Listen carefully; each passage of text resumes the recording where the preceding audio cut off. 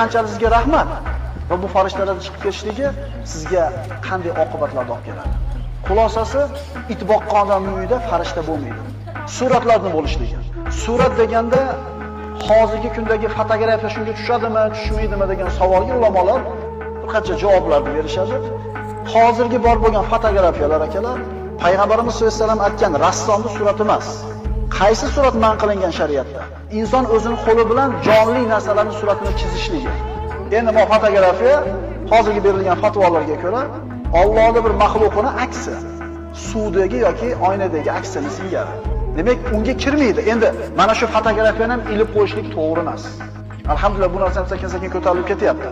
Otasiga bo'lgan hurmat, o'tib ketgan onasiga bo'lgan hurmat u suratni ilib qo'yishlik bilan bo'lsa, u hurmat nihoyatda arzon. Chunki hurmat 5 mahal namoz o'qib, orqasidan haqqiga duo xayr qilishlik bilan bo'ladi. Xayr ehson qilib